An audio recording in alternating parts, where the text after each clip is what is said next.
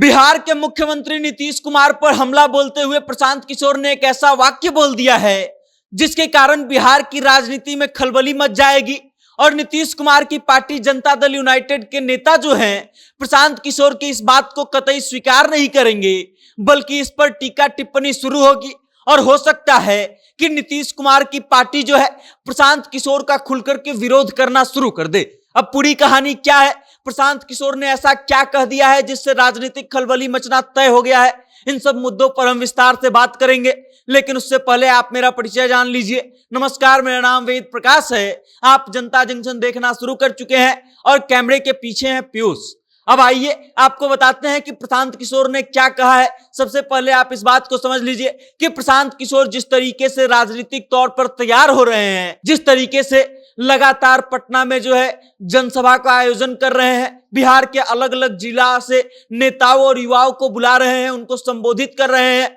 और 2 अक्टूबर को होने वाले पार्टी की घोषणा के पहले ही वो एक तरीके से राजनीतिक मंच जो है जनसुराज का तैयार कर रहे हैं। उस तरीके से साफ साफ आप समझ सकते हैं कि प्रशांत किशोर जो है 2025 के बिहार विधानसभा चुनाव के लिए कितने जोर शोर से तैयारी कर रहे हैं। अब आप इस बात को समझिए कि प्रशांत किशोर जब भी संबोधन देते हैं तब नीतीश कुमार पर और लालू प्रसाद यादव की पार्टी पर विशेष रूप से हमलावर रहते हैं। लालू प्रसाद यादव और तेजस्वी यादव को लेकर के तो वो न जाने क्या क्या कह देते हैं और इस बात का साफ साफ दिखाई देता है तेजस्वी यादव की पार्टी राष्ट्रीय जनता दल भी प्रशांत किशोर पर खूब हमला कर रही है। लेकिन अब मामला थोड़ा सा आगे बढ़ चुका है। मामला आगे इसलिए बढ़ चुका है कि अब नीतीश कुमार से प्रशांत किशोर जो है खुली लड़ाई लड़ने लगे हैं। नीतीश कुमार का नाम लेकर के वो कहते हैं कि पिछले 20 सालों में नीतीश कुमार ने बिहार को बर्बाद कर दिया है। बर्बाद इस कारण से कर दिया है कि 20 सालों में 20 गो फैक्ट्री तक बिहार में नहीं लगवा पाए नीतीश कुमार।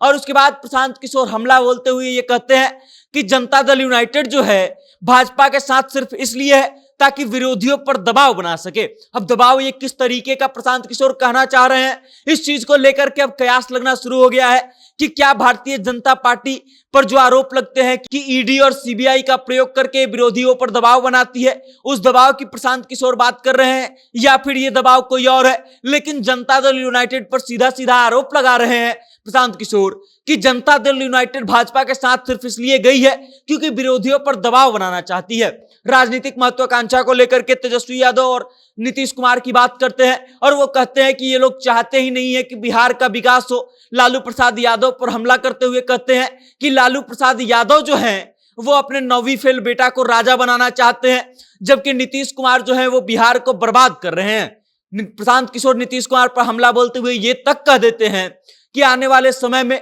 बिहार के बर्बादी की गाथा लिखी जाएगी तो उसमें नीतीश कुमार का नाम जरूर लिखा जाएगा। अब इन सब चीजों से आप समझ सकते हैं कि नीतीश कुमार और राष्ट्रीय जनता दल पर हमला करके प्रशांत किशोर क्या सिद्ध करना चाहते हैं और किस तरीके से हमलावर हैं। उसके अलावा प्रशांत किशोर ने यह तक दावा कर दिया है कि जितने गरीब और वंचित युवा हैं उन सभी को चुनाव लड़ाने का काम जो है प्रशांत किशोर करेंगे और यह भी दावा कर दिए हैं कि वो चुनाव लड़ाएंगे ही नहीं बल्कि उनको जिताकर मानेंगे। प्रशांत किशोर आगे ये भी कह देते हैं कि वो आने वाले 2 सालों में बिहार की गरीबी और बेरोजगारी की समस्या को एकदम दूर कर देंगे, जो आज तक किसी नेता ने करने का प्रयास नहीं किया। और इस कारण से हम इस बातों को समझ सकते हैं, इन बातों को, कि प्रशांत किशोर किस तरीके से बिहार विधानसभा चुनाव 2025 के लिए तैयारी कर रहे हैं और जिस तरीके से वो तेजस्वी यादव, राष्ट्रीय जनता दल, नीतीश कुमार और जनता दल यूनाइटेड पर हमलावर हैं, उस तरीके से आप इस बात को साफ साफ समझ सकते हैं कि प्रशांत किशोर जो है अब बिहार की राजनीति में अपने पैर को जमाना चाहते हैं।